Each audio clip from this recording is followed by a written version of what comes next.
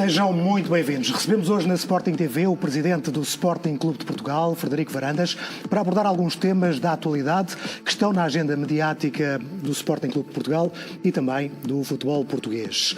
O Sporting está nesta altura, no que ao futebol diz respeito, no primeiro lugar da Liga Portuguesa, com 2 pontos de vantagem sobre o Benfica, que tem também um jogo na próxima semana frente ao Gil Vicente, a contar por os quartos de final da Taça de Portugal, e que foi afastado já esta semana da Liga dos Campeões, caindo aos pés da equipa alemã do Borussia de Dortmund.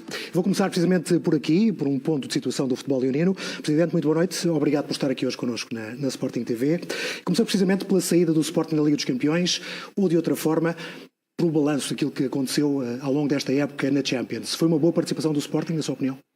Boa noite, Sérgio. Obrigado por estar aqui. Boa noite a toda a gente em casa. Começando por onde, como me perguntou, acho que o Sporting tinha objetivos delineados no início da época em relação à Champions League. O nosso objetivo era chegar ao play-off. Fizemos uma boa fase de grupos. Conseguimos amelhar cerca de 50 milhões de euros. E, obviamente, no play-off defrontámos uma equipa forte, uma equipa que é o atual vice-campeão europeu, e, obviamente, fica sempre um pouco um sentimento amargo, porque sentimos que se tivéssemos outras condições de competir estas 2 eliminatórias, seguramente iríamos discutir a passagem. Não aconteceu. Como em tudo na vida, temos de tomar opções. Essas opções foram muito fáceis de tomar. Houve aqui, no fundo, uma necessidade evidente de dar prioridade ao campeonato, em relação a este jogo específico da Liga dos Campeões, pelo que vimos, não é? Se isso é assumido pela estrutura. Temos que ser, eu acho que uma pessoa tem que ser sempre muito realista e pragmático. E temos que ter uma análise, fazer uma análise naquele momento, quantas batalhas podemos ir e quantos soldados temos. E naquele momento o que tínhamos era de facto uma limitação muito grande e não havia como dar mais minutos a jogadores sobrecarregados, jogadores que vinham de lesão, podendo pôr em risco os meses e semanas seguintes. E aí sim, pondo o nosso principal objetivo em questão, que é o campeonato. Já vou querer perceber um bocadinho daquilo que se passa ao certo no Sporting, porque tantas lesões, mas antes disso estamos aqui a falar no fundo de um plantel que não é porventura demasiado curto. Naturalmente que Ruben Amorim tinha essa opção, justificou várias vezes pela competitividade interna que permite um plantel mais curto, pela formação que pode ser utilizada e até promovida, tendo em conta um plantel, como digo, demasiado curto.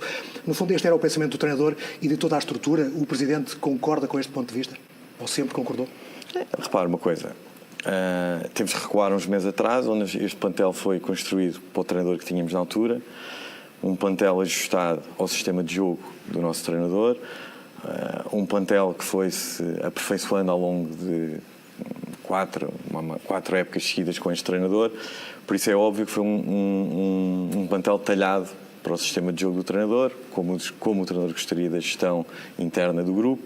Por isso, obviamente que podemos dizer aqui se é curto, se é comprido, etc. Foi um plantel que sempre deu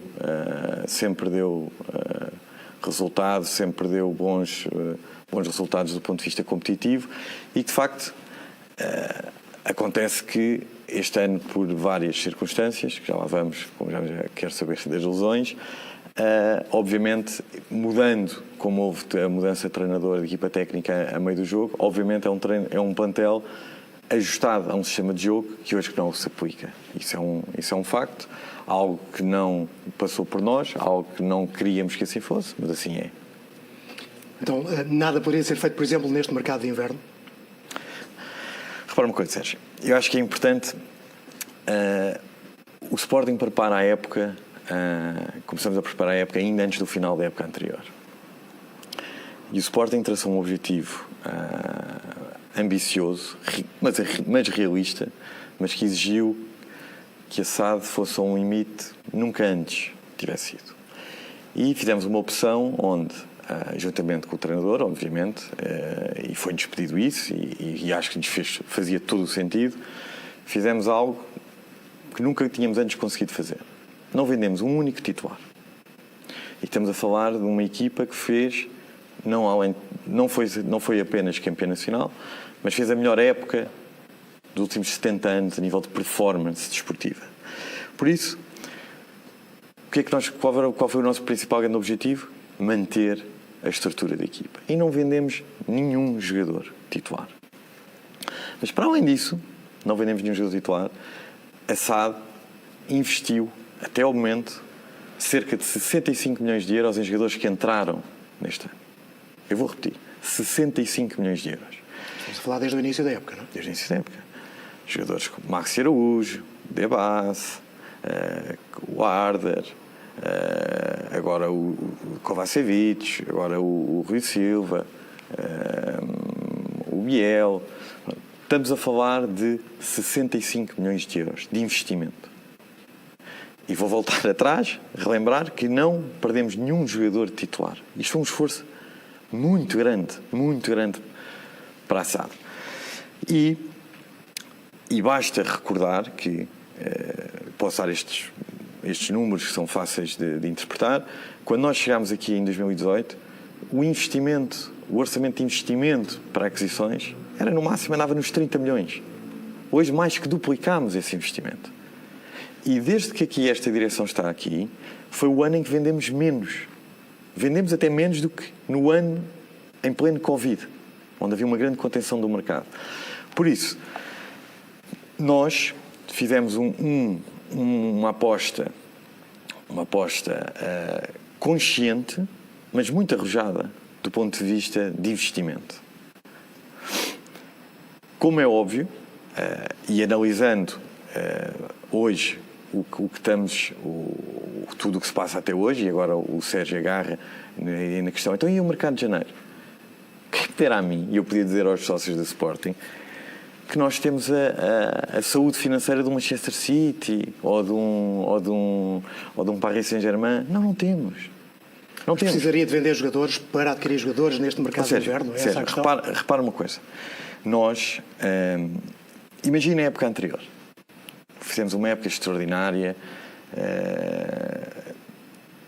e tivemos muito poucas lesões, como temos tido nos anos anteriores. Imagine que em janeiro, ou se quiser em dezembro, o Vítor tem uma lesão grave, como hoje já tivemos 3 jogadores neste plantel. Uma lesão grave que o impossibilita de disputar até o final da época. Eu ia ter mais 20 milhões de euros para ir buscar um jogador em janeiro? Não ia ter. O Sporting se calhar ia ser campeão? Se calhar não. Não é por ter havido 1, 2, 3 lesões que há aqui uma gaveta onde eu tiro fundos ilimitados. Não existe. De uma forma clara, não houve, nesta altura, investimento no mercado de inverno para colmatar algumas ausências por lesão, que já se verificavam em janeiro, porque não havia capacidade financeira para isso? Sérgio, repare, o esforço financeiro que o Sporting fez, não vendi titulares, investi mais 65 milhões de euros em jogadores. Okay? Não é por eu ter uma lesão ou 2 que eu tenho mais capacidade de investimento. Quem me dera a mim ter. Quem me dera a mim ter. O Pote, imagina, lesiona-se. Vou ter o Pote fora 3, 4 meses. Há dinheiro para investir no Pote em janeiro? Não há. E depois o mercado de janeiro é um mercado extremamente difícil. É um mercado extremamente caro. Basta pôr o exemplo onde o Manchester City pagou 60 milhões de euros por um Nico Gonzalez. Quanto é que custa um Pote? Quanto é que custa um jogador titularíssimo, indiscutível? No mercado de janeiro, os clubes não têm interesse em vender os seus principais ativos. Não é? Ou então são jogadores que não contam tanto ou não têm tanto peso. Depois há um mercado que também obriga a ir buscar jogadores, muitas vezes, de outros mercados, como os mercados sul-americanos, etc., onde, obviamente, existe um período de adaptação.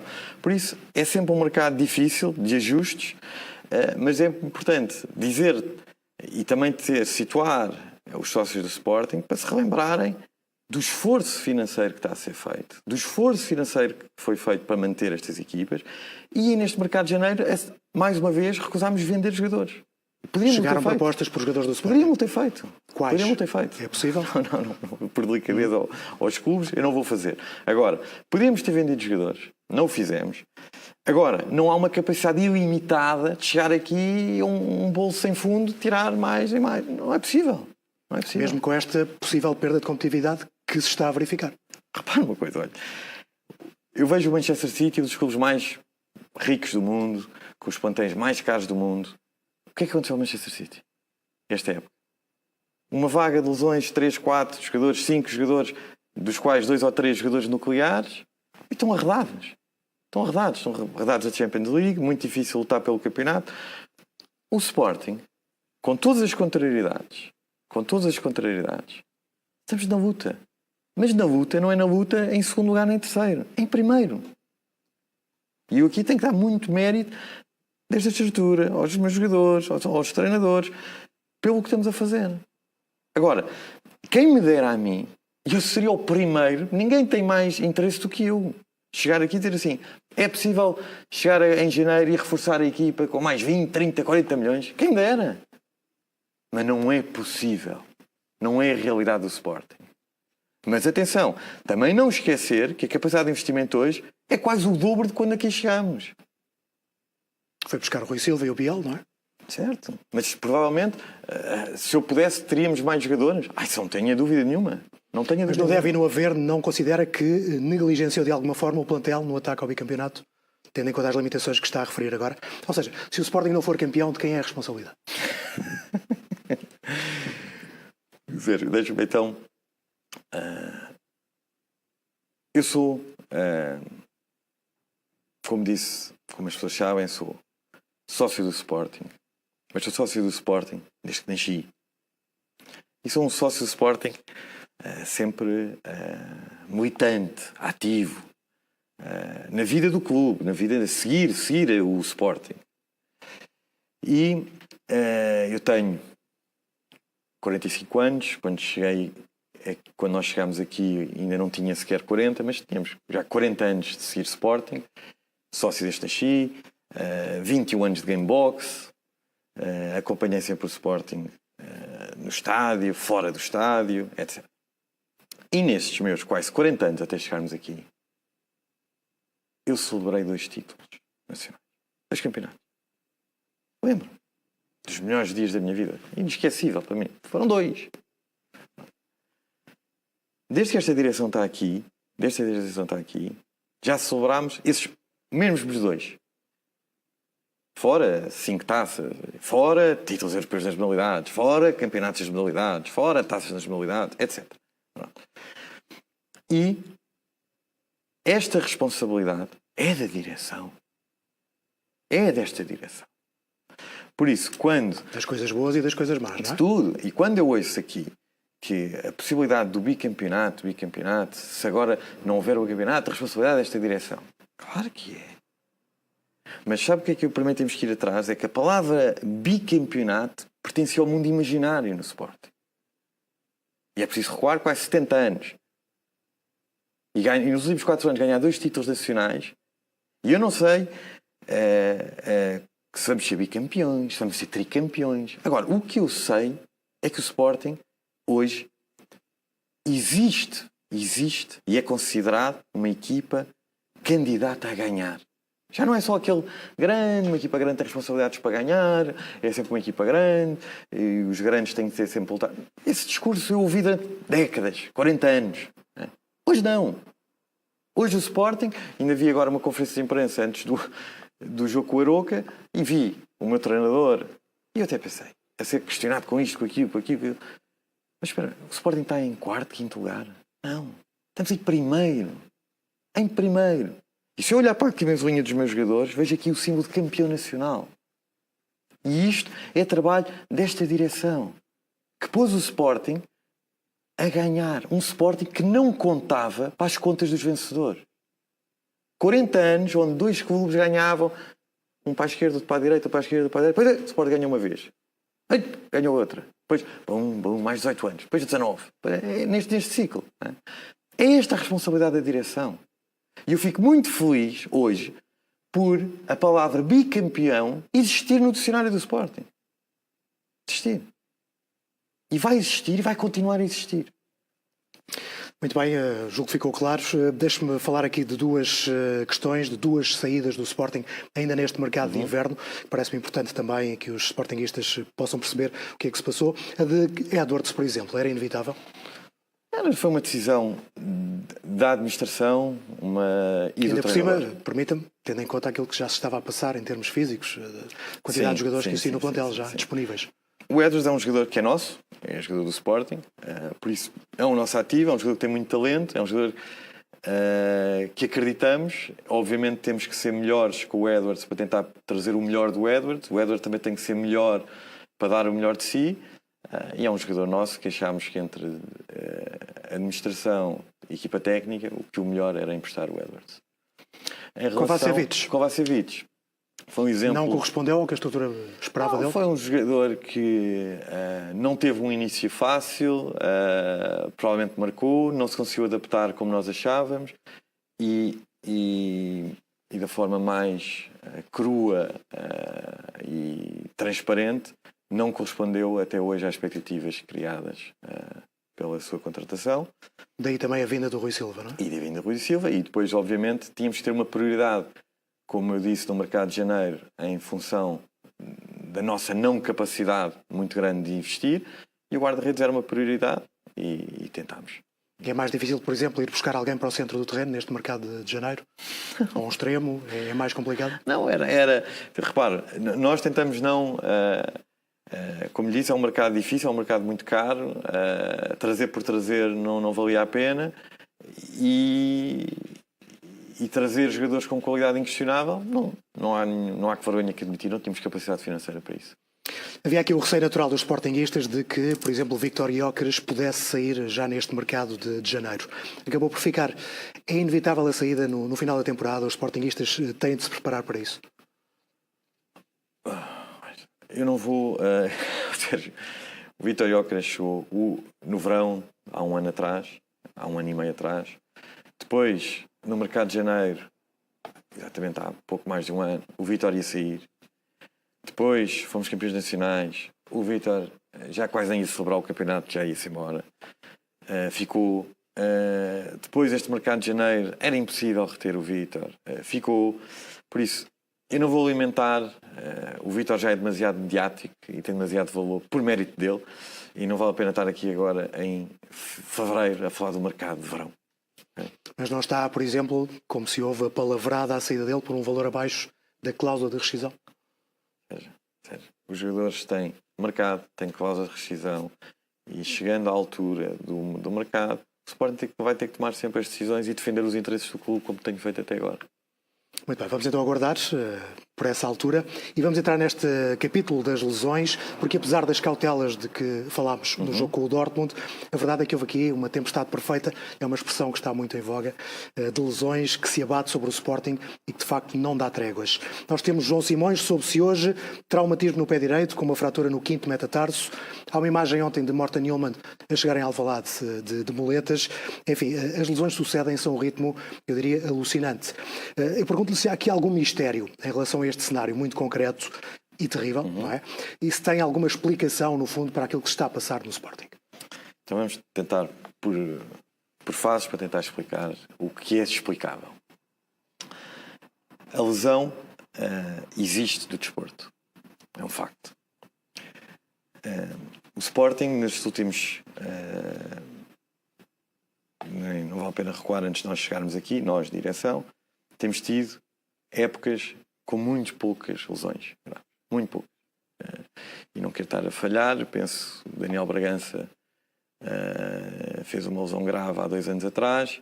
Até lá fomos tendo lesões, normalmente como todos os clubes têm, mas quer do ponto de vista de lesões traumáticas, poucas, muito poucas, lesões musculares, também muito poucas em relação e sempre tivemos uma ótima disponibilidade dos nossos atletas para treino e para jogo. Isto são factos. Pronto. O que é que acontece este ano? Temos tido, de facto, muitas lesões, sobretudo traumáticas. Ainda agora estamos com 6, 8 lesionados, dos quais 5 são lesões traumáticas, 3 dessas graves, e com 3 lesões musculares. O que é perfeitamente normal, tendo em consideração o volume e exposição de risco que estes jogadores têm. O que é que acontece aqui que não é normal? Foi começamos em novembro, e que entramos com uma vaga de 3, 4 lesionados. E o que é que acontece? Quando temos 3, 4 lesionados, temos 2 problemas logo, imediatamente. Um é porque não contamos com estes jogadores. E segundo, os jogadores que estão disponíveis não vão poder rodar como tínhamos previsto a nível da gestão das cargas. O que é que isto significa? Não há milagres e os jogadores vão ter que se sobrecarregar. Ao sobrecarregar os jogadores, vamos ter novas lesões. Por isso, lesões trazem sempre mais lesões. Uma coisa é tendo uma lesão, 2, até 3, depois recuperamos 1, 2, vem outro. É normal. E isto passa, e as pessoas nem se apercebem muito, mas é normal termos sempre 1 ou 2 jogadores lesionados. O que é que aconteceu aqui? Foi, de facto, tivemos aqui 3, 4 lesões pesadas, em jogadores nucleares. Levou com que nós tivéssemos que chegar ainda mais num ano onde estamos em todas as frentes, ainda mais num ano onde mudou-se o modelo competitivo da Champions League, onde existem mais 2 jogos de alta intensidade contra adversários extremamente complicados. Um ano onde fomos à Final Four da Liga, Taça da Liga, um ano onde ainda estamos nos quartos de final da Taça de Portugal, um ano onde estamos em primeiro lugar do campeonato, um ano onde os nossos jogadores, em virtude do seu valor, são internacionais, por isso têm jogos nas janelas de data FIFA, não descansam e estão a jogar. Por isso, isto tudo somado leva a uma situação muito complicada de gestão, que, obviamente, há coisas que não se controlam e há coisas que se controlam. Mas como é que é feita a gestão das lesões dos atletas, concretamente no Sporting? Qual é o papel de cada departamento, no fundo? Existe. Isto está muito bem definido. É uma área que é bastante cara. É uma área que foi literalmente já existia no meu tempo enquanto diretor clínico, mas nós não tínhamos recursos financeiros nem recursos humanos para tal. Em 2018 iniciámos essa unidade, a unidade de performance.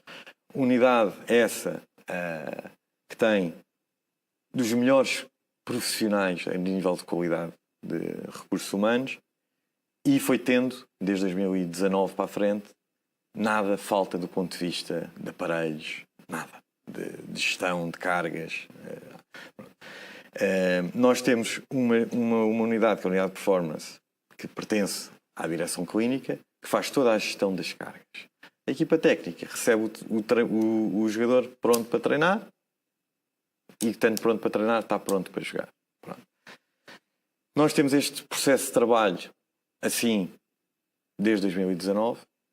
Nunca houve um ruído sequer desde 2019.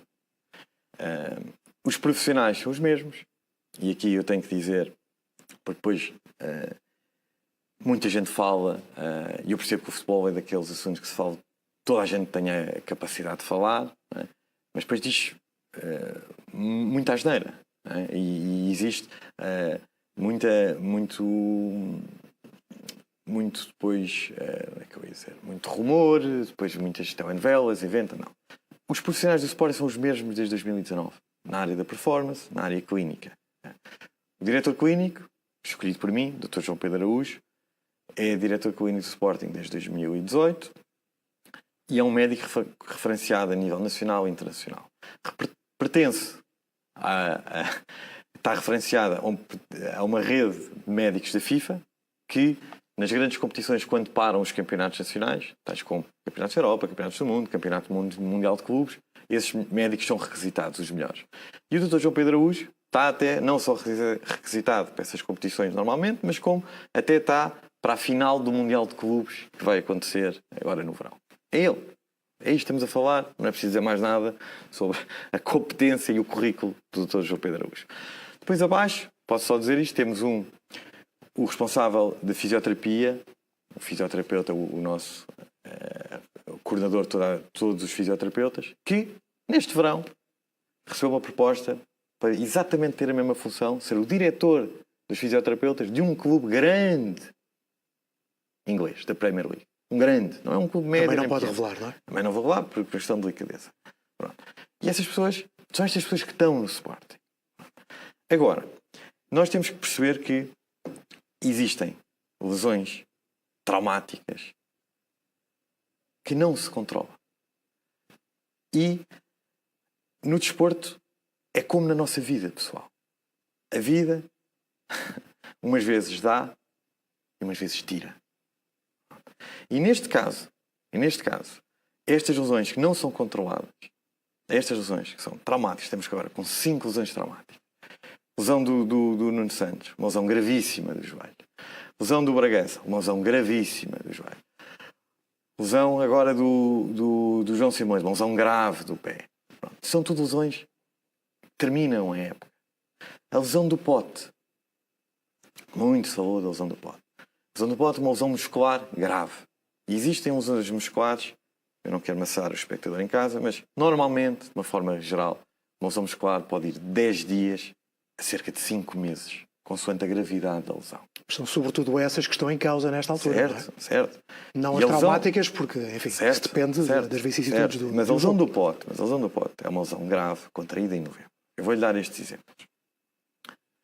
O Havertz, do Arsenal, há poucas semanas, sofreu a lesão, exatamente a mesma lesão do Pote. O Arsenal acabou de informar que o Havertz não vai jogar mais até o final do ano. O central Akanji, do Manchester City, sofreu também a mesma lesão que o Pote. Também informaram que já não vai jogar mais até o final do ano. Por isso, veja os meses que estamos a falar. O Nuno Mendes, nosso jogador aqui, nosso formado aqui, foi campeão, foi para o Paris Saint-Germain. No Paris Saint-Germain sofreu exatamente a mesma lesão do Pote.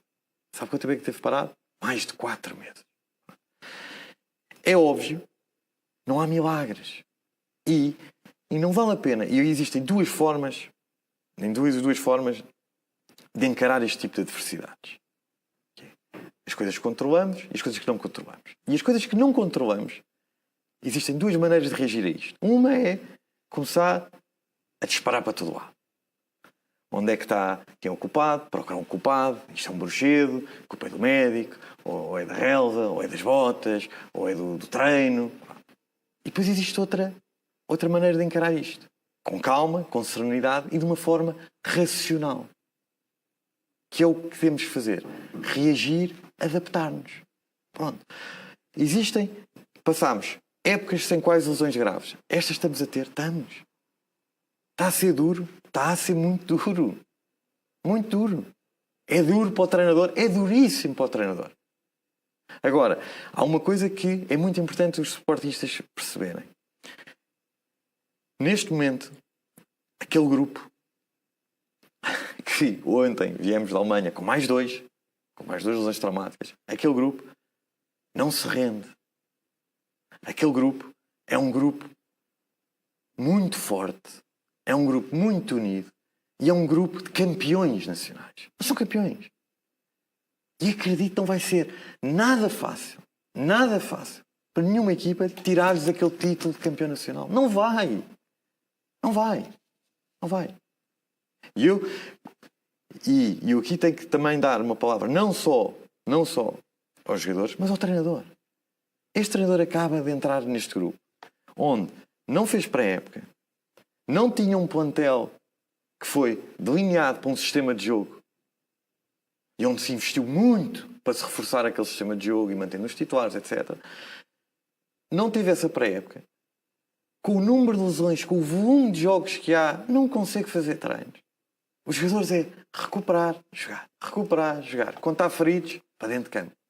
E estes jogadores, mesmo que continuam a jogar, mesmo eles,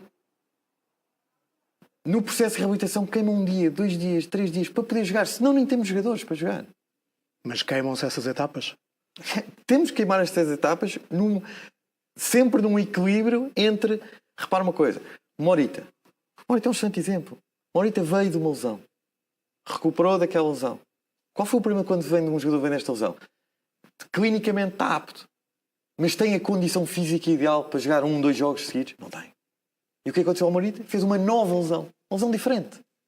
E isto andamos aqui num ciclo vicioso. Então estamos aqui a falar de facto de fatores que são impossíveis de prever, no fundo. Ou seja, há fatores... Repara uma coisa. O departamento médico na performance existe para dar condição física, para tratar lesões. Agora, não evita lesões. E se as lesões podem condicionar uma época desportiva? Podem. Que diga o Manchester City este ano. Que diga, olha, o Arsenal que perdeu de repente o Gabriel Jesus, o Havertz, o Martinelli, o Saka. O Arsenal hoje tem as mesmas armas para lutar pelo título, se calhar não tem. Agora, o que eu vejo é o Sporting cai 1, cai 2, cai 3, vamos em 8, mas continuamos lá. E sem qualquer responsabilidade estrutural, digamos assim, do departamento médico, unidade de performance ou até da metodologia de treino, dos diferentes treinadores. Sério. O que nós fazemos sempre uma análise, para mim me interessa, é o processo. E se o processo estiver correto, eu continuo a acreditar em mantermos o processo. Vou-lhe dar um exemplo que não tem nada a ver com a parte clínica, mas tem a ver com a área técnica. Há 2 anos, 3 anos, acabámos em 4º lugar. E hoje eu acreditava que o processo do treinador estava correto. Agora, vamos ganhar sempre? Não ganhamos sempre. Existem variáveis que não controlamos? Existem. As lesões são uma variável que não controlamos. Lesões traumáticas, quando estamos a falar em 8, estamos a falar, o Sport está com 3 lesões musculares, 5 traumáticas. Essas graves. Estas controlamos? Não. Podem condicionar a época? Podem.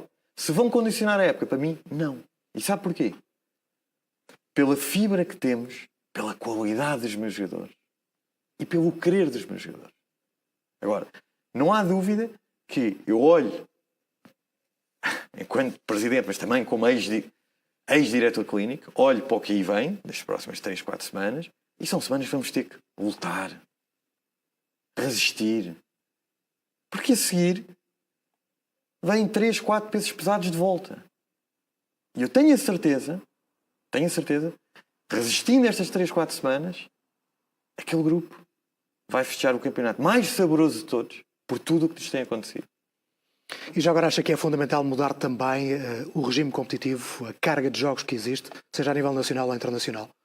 Porque no fundo é disso que estamos a falar, não é? É o acumular de jogos que existe. Deixo-me aqui uma nota, porque ontem, quando estava horas antes do jogo com o Dortmund, fiz um apanhado das equipas que estão na Champions League, neste novo modelo da Champions League, e fui ver o que é oficial das equipas que chegaram a os playoffs e quais os lesionados que eles declararam oficialmente. PSV Eindhoven 5, Feyenoord 10, Aston Villa 6, Arsenal 6, Manchester City 6, Atalanta 5, Juventus 5, Real Madrid 5, o Benfica, o nosso próprio rival, 5 ou 6, penso eu, não sei, pronto. É isto que estamos a falar. Pronto. E do ponto de vista científico, o que nós sabemos é que com esta mudança do modelo competitivo, o número de lesões aumentaram 7 pontos percentuais, que é muito. Será circunstancial? Será atípico? Não sei, agora teremos que analisar, e a própria UEFA tem que analisar e perceber realmente a exposição que estes jogadores têm, porque depois não é só no campeonato nacional, não é só nas nossas ligas, ao serviço doméstico e a nível internacional. É depois também a nível internacional de seleções. E isso é um problema. E no que depende do Sporting, enfim, o que é que pode ser feito para prevenir que uma situação como estas não volte a acontecer no futuro? Olha, é muito simples. Eu acho que voltando se calhar abdicar de competições como a Taça da Liga, por exemplo. E estou a falar abdicar. Em que sentido? Se do ponto de vista regulamentar não existe, do ponto de vista competitivo o Sporting tem que encarar de maneira diferente. Porque de facto estes jogos da Champions League são jogos que nós queremos estar. São jogos que valorizam o clube, valorizam os jogadores. Por isso, não é por aí que devemos eliminar. Agora, acho que tem que ser, sim. Os jogadores não são sobre-humanos. E, de facto, são muitos clubes com muitas lesões em massa. E são clubes todos que disputam a Champions League. Eu acho que tem que ser analisado. Muito bem, vamos avançar aqui para uma outra questão. O Presidente já comentou publicamente a saída do Hugo Viana, mas houve, entretanto, aqui um dado novo que foi o momento em que aconteceu. Porquê que se antecipou a saída do diretor desportivo? Não, havia um compromisso desde outubro, quando houve a decisão do Hugo Viana ser o diretor clínico, ser o diretor desportivo do Manchester City na época seguinte. E o Hugo Viana, após o fecho do mercado, aliás, durante o mercado de janeiro, informou-me que, por razões pessoais, familiares, queria terminar, obviamente, com grande profissionalismo, fazer o mercado de janeiro e depois seguir a sua vida. Foi uma decisão pessoal, por razões pessoais, em que o Sporting não tinha outra alternativa senão a não aceitar. E agora com essa estrutura nova, o ataque à próxima época já está em marcha, sim, naturalmente, é isso? Sim, obviamente. Olhando para trás a esta distância, teria tomado a mesma decisão de antecipar os planos que teve de colocar João Pereira na equipa principal do Sporting? Olha, de uma forma muito rápida e resumindo, voltando àquele dia, penso eu, 11 de novembro, seria muito difícil tomar uma decisão diferente. Até pelos argumentos que estamos aqui a tomar, aqui a falar da construção do plantel, um plantel detalhado para jogar num sistema 3-4-3. O João Pereira não joga exatamente da maneira como o Ruben Amorim, mas jogava a construir a 3, isso já ajudava muito. E de facto, o que eu lhe posso dizer hoje, resumindo numa frase, é que esta é a minha interpretação para quem viveu de perto. Qualquer que fosse o treinador a vir imediatamente a seguir ao Ruben Amorim, iria ser muito difícil. E, sobretudo por uma razão só.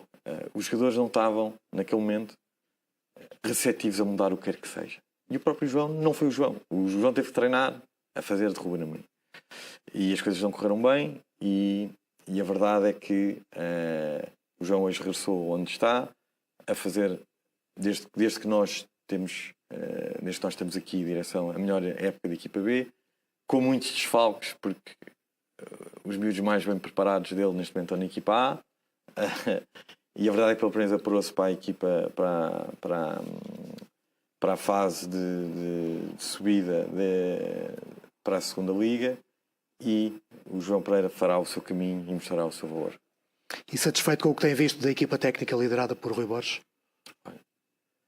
Muito satisfeito com o treinador e pela forma de trabalhar e sobretudo pela forma que eu encontro, que eu me revejo na forma de olhar para o problema. Trabalhei ao longo da minha vida desde o médico de Vitória do Sul ao do Sporting, com dezenas de treinadores, e muitos reagiam de certa forma, de maneira diferente ao problema, à adversidade. E de facto este treinador é um problema, acontece um problema, vamos arranjar uma solução. Seja na equipa B, seja com um miúdo, seja com um júnior, seja com um juvenil, seja o que for. Seja sem tempo para treinar. E seja sempre para treinar. E a confiança que ele transmite aos jogadores é que vamos ganhar.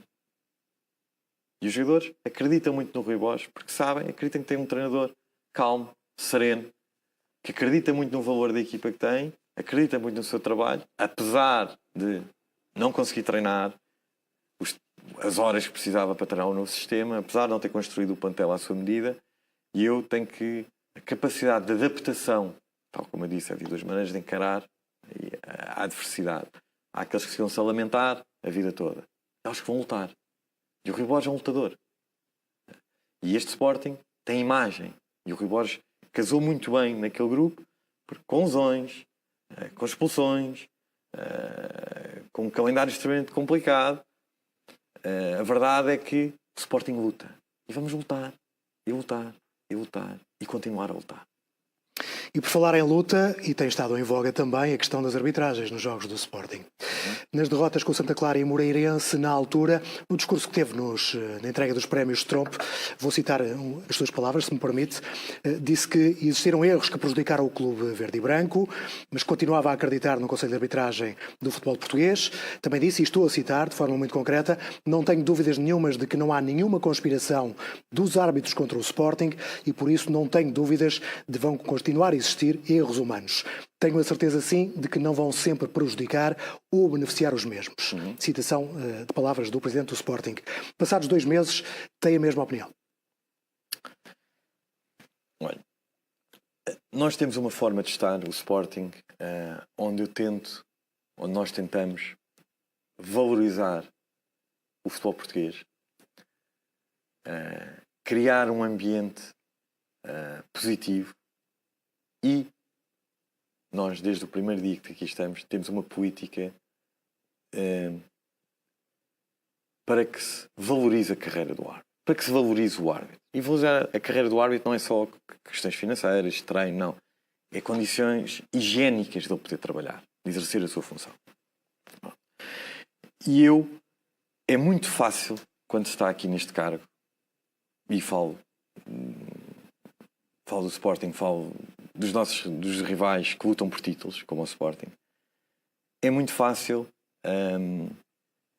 cair na tentação de sistematicamente a seguir a um desaire, vir crucificar, atacar, intoxicar, fazer esse tipo de comunicação. O Sporting não se revê nessa forma de estar, não se revê nessa forma de comunicar. E o Sporting tenta dizer de uma forma construtiva, de uma forma objetiva, e se faz alguma crítica é sempre para tentar melhorar o que está menos bem e o que é que nós achamos que poderemos fazer diferente daí para a frente. E de facto, eu nessa altura, quando disse essas declarações, na altura, estamos a falar em finais de dezembro. Sim. Se eu puder fazer uma avaliação temporal de dezembro até a data de hoje, o que é que eu acho que hoje, enquanto presidente do Sporting, não gostei e acho que tem que ser um sinal interno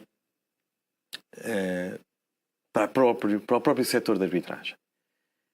Considero que tem o critério de arbitragem, que o Sporting é alvo nos seus jogos, depois é diferente, principalmente para os nossos rivais que lutam pelos mesmos objetivos do Sporting.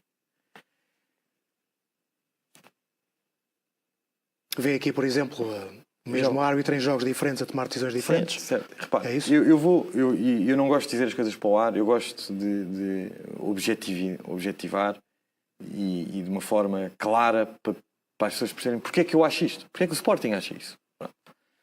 E eu, de facto, o que é que eu vejo no estádio de Alvalade quando o Sporting joga? E atenção, em Alvalade, o árbitro é bem tratado. E não é bem tratado porque para agradar o árbitro. É bem tratado porque deve ser assim. E enquanto nós estivermos ali no Sporting, os árbitros serão bem tratados. Ninguém desce ao túnel para insultar árbitros, para ameaçar. Ninguém desce para os intimidar. Nada. Os árbitros têm todas as condições para trabalhar ali. Todas. E vão ter sempre. Sempre. Eu fico muito contente de ver um árbitro a chegar ao Alvalade e a ser livre no seu desempenhar da sua função.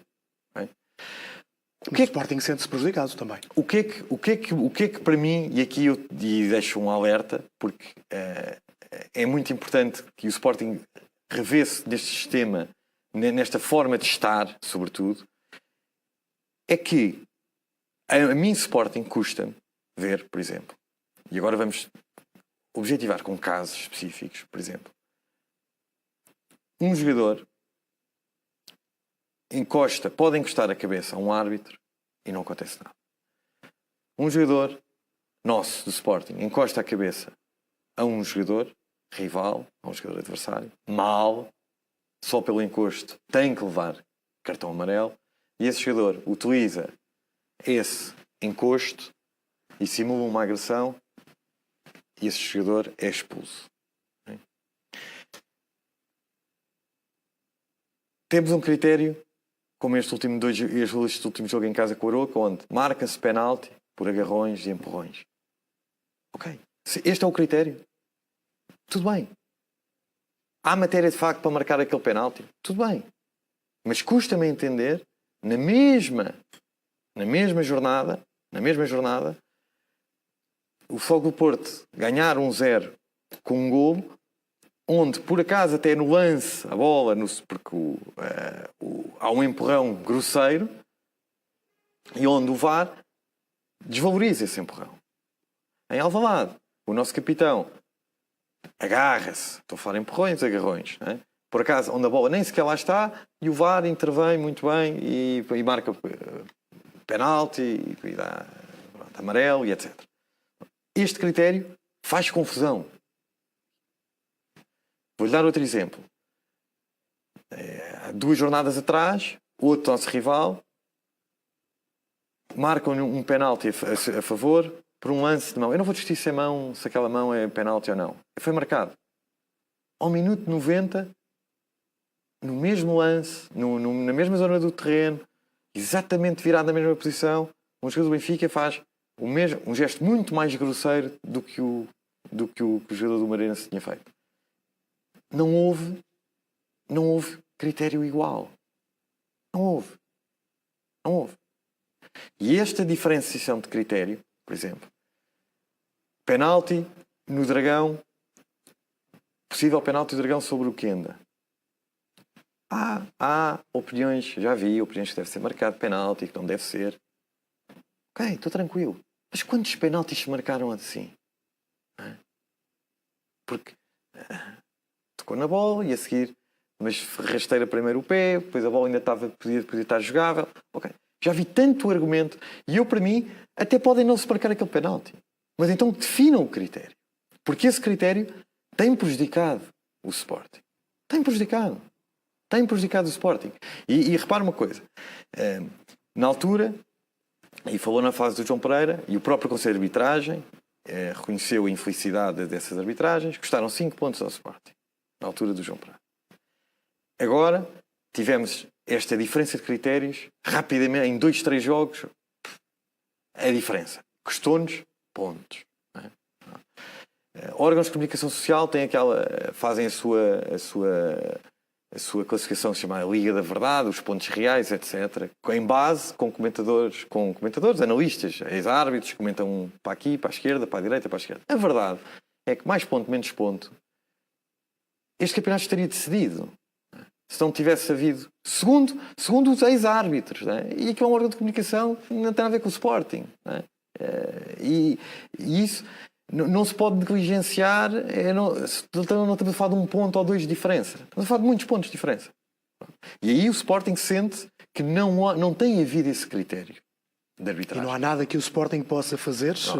Nenhum tipo de intervenção? Mas é essa a questão. Mas eu quero chegar a outro ponto ainda importante em relação à arbitragem, que é: eu, quando comecei a falar de arbitragem, foi na nossa forma de estar. Mas também, e eu aqui faço um apelo aos árbitros, da forma como eles reagem a determinados tipos de comunicação. E eu vou-lhe dizer porquê. Vou-lhe dar este exemplo. Lembro perfeitamente de uma coisa que me marcou, porque eu estava a ver esse jogo e vejo um jogo Famalicão-Porto, onde o Tiago Martins, que é considerado um dos melhores VARs, é? Pelos vistos, é considerado um dos melhores árbitros no VAR, tem uma decisão onde anula um golo ao Futebol Clube do Porto e marca um penalti na mesma jogada do Futebol Clube do Porto. Pronto. A decisão foi correta. E não é só eu que acho. É unânime. Todos decidiu bem. O Tiago Martins decidiu bem esse lance. O que aconteceu a seguir? O Futebol Clube do Porto perde pontos e na típica comunicação old school portuguesa, que o Sporting não se revê, faz aquela comunicação para tirar poeira para os olhos dos seus adeptos. Pronto, a culpa é dos árbitros. Este lance, Tiago Martins, bum, bum, bum. Esta é a opinião minha, pessoal. Pronto. Eu não me revejo naquele tipo de comunicação. E foi com uma campanha e a marcação da tal reunião com o Conselho de Arbitragem para inglês ver, também está lá, é o segundo parágrafo sempre quando vem daqui. Pronto. E acha que esse tipo de ação não resulta? Não, já lá vamos. Eu não me identifico e acho que não é produtivo. Não é positivo. Mas é uma forma de estar, eu não faço isso. O Sporting não faz isso. E o que é que aconteceu? A verdade é que muito ruído, Tiago Martins da Berlinda, tudo a bater no Tiago Martins, que por acaso até decidiu bem, indiscutivelmente bem, mas o que é que acontece a seguir? Eu vou dizer o que é que acontece. Passados uns jogos, poucos jogos, Tiago Martins vai arbitrar o jogo Nacional Porto. O jogo que até foi interrompido logo. E logo ao início do jogo, há uma entrada perigosa, eu não vou dizer que foi de propósito, que isso não está em questão, mas é uma entrada indiscutivelmente para cartão vermelho. E o Tiago Martins mostra cartão amarelo. E o VAR chama a atenção do Tiago Martins para mostrar cartão vermelho. E aqui é um lance que eu não tenho dúvidas de um árbitro que é dos melhores VARs, não é? Está a ver ali o lance na televisão. não tenho dúvida que aquela decisão de manter o cartão amarelo foi condicionado exatamente por não reagir bem a este tipo de comunicação. Só que o que é que o Tiago Martins, penso eu, tem que pensar 2 vezes ao fazer isto? É que, naquele momento, sabe o que é que acontece? Os clubes que se identificam com aquele tipo de comunicação chegam ao final do jogo e dizem assim: estás a ver? Estão a ver como compensa fazer isto? Eu tenho muitos anos disto. Senão já tinha sido expulso, o miúdo. E o que é que acontece ao fazer isto? Ao tomar essa decisão, o Tiago Martins está a complicar a vida de todos os seus colegas. Sabe porquê? Porque a primeira decisão, seja ela correta ou até incorreta, mas mesmo que seja correta, contra um grande e que leva à perda de pontos, lá vem a newsletter habitual, a tal newsletter habitual, não respeita o clube, e a seguir lá vai e tenta condicionar e vai compensar. E então não saímos disto. Não saímos disto. E agora com o Luciano Gonçalves à frente do Conselho de Arbitragem... E deixa-me acabar. Sim. E este mesmo Tiago Martins, repare, é VAR no jogo do Dragão contra o Sporting. Um jogo que o Sporting podia ter saído ali com 6 pontos de avanço sobre o segundo classificado. E o João Pinheiro, que está em campo, né, que vê, que não tenho dúvidas que o João Pinheiro pareceu-lhe ver uma agressão do Diamandé ao Fábio, né? O árbitro viu, penso, de onde viu, achou que era cartão em vermelho, mostra cartão em vermelho, e o VAR, que está quieto, que está calmo, está tranquilo, não consegue ver que aquilo não houve uma agressão. Porque o lance para cartão vermelho, o VAR deve analisar o lance. E deve dizer: João, atenção, encostou a cabeça, é cartão amarelo, não é, para mim não é cartão amarelo, é cartão encarnado. Venha aqui ver. É só isto. Depois vão ter de dizer: foi ao minuto 90. Não teve implicações no jogo. Teve. Porque o Diamandé, por causa desse cartão vermelho, não pôde jogar no jogo seguinte contra o Arouca. Que por acaso teve que jogar o Santos Justo, que por acaso se magoou logo ao início e por acaso teve no lance infeliz de autogolo. E são estas coisas todas somadas que isto tudo pesa. E o que eu peço à arbitragem, e aqui peço, é... Deixa-me fazer esta pergunta. Com o Luciano Gonçalves agora, que será o novo responsável do Conselho de Arbitragem, sim, o que é que espera? Certo. O que eu espero é que os árbitros, seja em Alvalade, seja no Dragão, seja na Luz, ou seja nos jogos fora destas mesmas equipas, se tiverem que marcar um penalti, marquem. E se tiverem que se tiverem que se forem alvos da newsletter habitual, daquela intoxicação, e se no jogo a seguir vierem arbitrar, não se deixem intimidar, por amor de Deus, não se deixem condicionar. E se para a arbitragem portuguesa o Morton, aquele lance é de penalti, por agarrão, então que marquem todos. Que marquem todos. Todos. Muito bem, ficam também as suas perspectivas sobre a arbitragem e aquilo que se tem passado recentemente nos jogos do Sporting e não só. É também público o apoio do Sporting Clube de Portugal a Pedro Proença, agora presidente da Federação Portuguesa de Futebol. Espera algum tipo de mudanças que possam ser favoráveis ao Sporting? O Sporting apoiou. Havia 2 candidatos para a Federação. Pedro Proença e Nuno Lobo. Sim, e a escolha foi muito fácil do Sporting, foi muito fácil, em virtude das pessoas, em virtude do projeto. E aqui, a principal razão que o Sporting apoiou Pedro Proença publicamente foi exatamente a visão que o Sporting hoje tem para melhorar a transparência e, penso eu, a qualidade da arbitragem. E ao longo destes anos o Sporting bateu-se por determinadas medidas para que se mudassem na arbitragem, e eu fiquei muito contente de ver no programa de Pedro Proença, Luciano Gonçalves, medidas básicas como, vou-lhe dar um exemplo, publicação das notas dos árbitros. É muito importante não só vermos as exibições dos árbitros, mas também ver quem avalia os árbitros. É muito importante perceber, e acho que quem não deve, não teme. É assim nos concursos para grau de especialidade em medicina, é assim nas orais. Quem quiser vai lá, vê, avalia, observamos o processo de avaliação. É assim, é normal. Ninguém está ali a querer depois opinar para a esquerda ou para a direita. Não, queremos é ver aquela arbitragem teve uma nota X. Pronto. Acho que isto não há nada a esconder. Depois, segundo, a especialização da carreira de VAR.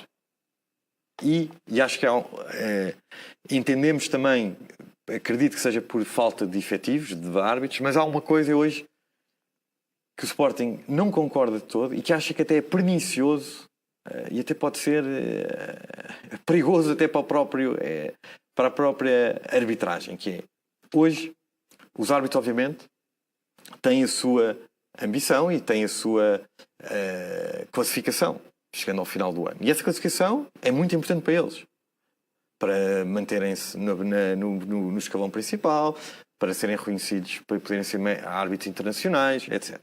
Por isso, todos os anos sabemos quem foi o melhor árbitro, o segundo árbitro, o terceiro, o quarto. O que acontece? Naturalmente existe uma competição entre eles.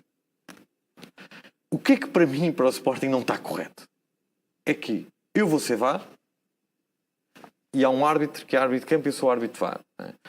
E isto acontece. Um árbitro, VAR, se eu tomar uma determinada decisão, vou influenciar a nota daquele árbitro. E eu acho que os árbitros devem ser defendidos aqui. Eu não tenho dúvidas que não há aqui um árbitro a prejudicar outro árbitro. Mas que isto afeta o seu juízo, claro que afeta. Por isso, o Sporting defende, e Pedro Proença e o Luciano Gonçalves defendem que deve haver uma carreira específica de VAR. Quem é VAR é VAR. Quem é árbitro de campo é árbitro de campo. Depois, terceira ponto também fundamental, a criação de uma entidade externa para a gestão da arbitragem profissional. À imagem do que se faz em Inglaterra e na Alemanha. O Sporting bateu-se isto durante anos e foi a primeira vez que eu vejo alguém a propor-se a órgãos sociais da Federação, nomeadamente a arbitragem, e Pedro Proença, como presidente da Federação, a propor fazer isto. Quarto ponto, valorização da carreira do árbitro. Repara uma coisa, se alguém tem responsabilidade neste jogo, é o árbitro. O árbitro tem que ter as melhores condições financeiras, de trabalho, de treino, de recrutamento. E isto está no programa eleitoral, estava no programa eleitoral de Pedro e de Luciano. Portanto, a expectativa é que agora tudo isso se cumpra. Sem dúvida. É a posição do Sporting, no fundo. Sim. Muito bem, deixe-me avançar aqui para os últimos dois temas que tenho para si. Já cedemos aqui largamente o tempo que tínhamos previsto para esta entrevista. No entanto, deixe-me confrontá-lo aqui com declarações recentes de Augusto Inácio. E estou a citar declarações de Augusto Inácio. Ele disse que o Presidente contrata uma empresa sua para dar assistência clínica aos jogadores do Sporting. Isto é verdadeiro? O Sporting sempre teve um diretor clínico, mesmo quando eu era diretor clínico. Quando eu deixei de ser diretor clínico, passou a ser o Dr. João Pedro Araújo, e o Dr. João Pedro Araújo faz o que entender do Departamento Clínico do Sporting. Em relação, deixa-me recuar isso, porque eu tenho que recuar atrás sobre essas declarações, porque isso para mim está no nível do conteúdo do lixo. Isto foi esclarecido na altura, na minha primeira campanha eleitoral em 2018. Eu, quando era diretor clínico em 2015, desde 2015 tenho 2 clínicas de medicina desportiva. De 2015 a 2018 eu era diretor clínico do Sporting, e em virtude do Departamento Clínico do Sporting não ter determinados aparelhos, que eram caros na altura, o Sporting pontualmente usava a minha clínica. E nessa altura até o próprio ex-presidente Bruno Carvalho queria que eu cobrasse esses serviços. Nunca foi cobrado um cêntimo de trabalho, de aparelhos feitos nas minhas clínicas de 2015 a 2018. Quando eu venci as eleições, uma das minhas grandes preocupações foi equipar, exatamente, criar a unidade de performance e equipar o departamento médico o melhor possível. E desde 2018, graças a Deus, que o Departamento Clínico do Sporting não precisa de nenhuma clínica e não há utilização da minha clínica para nada. Pronto. Por isso, resumindo, é falso o que diz Augusto Inácio. Resumindo, de 2015 a 2025, em 10 anos, não há um cêntimo pago do Sporting às minhas clínicas, não há uma fatura, nada. Pronto. O Sr. Augusto Inácio vai ter que responder em tribunal no sítio certo por ter dito o que disse. Mas agora deixa-me dizer uma coisa, porque já há muitos anos conheço isto do Sr. Augusto Inácio, e eu conheço bem o Augusto Inácio, trabalhei com ele 2 vezes. Eu era diretor clínico, ele era diretor desportivo. 2 vezes com o presidente Bruno Carvalho. A primeira vez em 2013, 2014, depois foi o presidente Bruno Carvalho dispensou-o. E depois, na altura mais crítica e talvez mais negra dos mandatos de Bruno Carvalho, numa altura em que sabia-se que Bruno Carvalho estava preso por dias, Bruno Carvalho convida Augusto Inácio para ser diretor desportivo do Sporting e aceita ser diretor desportivo do Sporting, com um contrato considerável como diretor desportivo. E quando nós ganhamos as eleições, uma das primeiras medidas que eu tomei foi contratar o Viana e dispensar Augusto Inácio. Pronto. O que é que acontece, só porque é importante os sócios do Sporting perceberem o que é o Sr. Augusto Inácio? Um dos processos que herdamos quando ganhamos as eleições de 2018 é o processo que o Mihajlovic tem contra o Sporting. E quando a Comissão de Gestão estava em vigor, Augusto Inácio manteve-se como diretor desportivo e foi testemunha a favor do Sporting, Augusto Inácio. E em 7 de setembro de 2018, o Augusto Inácio diz que o treinador Mihajlovic foi fundamental na escolha do plantel, na escolha do staff, no planeamento da pré-época. Testemunhou a favor do Sporting. Em 18 de março de 2019, Augusto Inácio testemunha pelo treinador Mihajlovic. E onde diz que o treinador não decidiu nada. Não escolheu nada. Pronto. O que é que aconteceu? Isto que eu vou ler é transcrito pelo juiz do CAS, na Suíça, que refere isto sobre o Sr. Augusto Inácio. The panel cannot take the statements in consideration as, in this circumstance, the witness does not seem credible. Eu vou traduzir para quem não perceba. Coloca em causa a credibilidade da Não causa. Retirou a testemunha Augusto Inácio, por não ser credível. Okay? Pois primeiro a defender o Sporting, depois contra o Sporting. Fez um testemunho completamente contrário. O Augusto Inácio era uma testemunha importantíssima para o Sporting, porque era o diretor desportivo, e foi decisivo também para o Sporting pagar 3 milhões de euros ao treinador Mihajlovic. Por isso, em relação ao Sr. Augusto Inácio, eu conheço muito bem, e deixe-me só para terminar este assunto do Inácio, no dia em que eu vir o Sr. Augusto Inácio dizer bem de mim, eu tenho que refletir seriamente se eu sou a pessoa certa para educar os meus filhos. Por isso, não tenho mais nada a dizer sobre o Sr. Augusto Inácio. Vamos então falar sobre aquilo que se passou com o falecimento de Jorge Nuno Pinto da Costa, ex-presidente do Futebol Clube do Porto. Porquê que o Sporting não emitiu um comunicado, uma nota de condolências? Bem, primeiro deixa-me começar. Eu vou tentar ser o mais clean possível por respeito aos familiares do Sr. Pinto da Costa. Primeiro, eu vi muito barulho, isto fez muito mais barulho do que eu estava à espera. Sinceramente, não estava. Fiquei um bocadinho surpreendido. E as primeiras coisas que eu reparei é que não se deve misturar as questões pessoais com as questões institucionais. Mas, se há pessoa que ultrapassa as coisas pessoais, sou eu. E sei bem o que é ser presidente do Sporting e a missão de ser presidente do Sporting. E eu hoje, enquanto presidente do Sporting, falo com tantas pessoas que no dia em que deixar de ser presidente do Sporting, nunca mais vão ouvir a minha voz. Mas é uma das missões de ser presidente do Sporting, por isso eu não ponho as questões pessoais em cima de nenhuma questão institucional. A decisão de não ter feito, a questão do nosso silêncio, chamemos assim, foi uma decisão institucional. Não teve a ver exclusivamente com o presidente do Sporting. Não teve nada a ver com o presidente do Sporting. É que não teve nada a ver com o presidente do Sporting. Teve a ver com a instituição Sporting Clube de Portugal. E porquê? Repara uma coisa. Se a instituição Sporting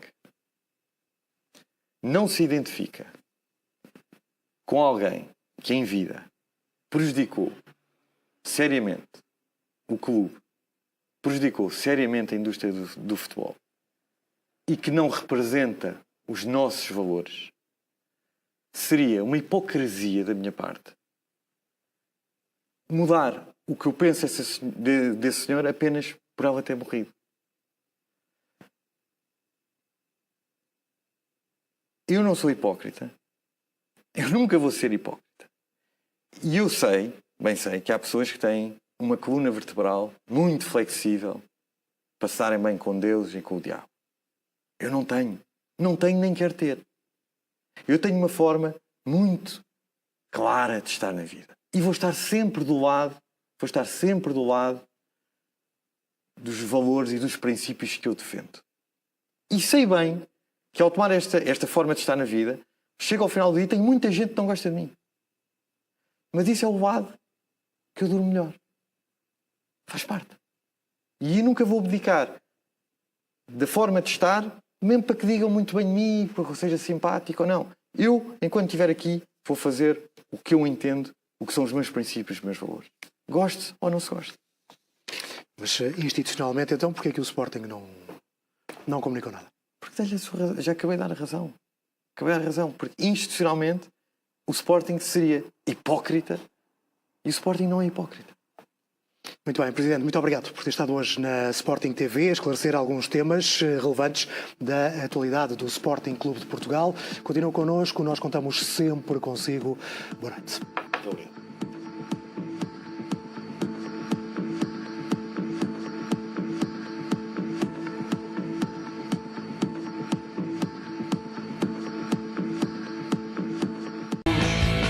Concebidos em bordéis, amor ao Sporting e ódio ao Cardide. Rapaziada 1906, queremos vê-los todos no jazigo.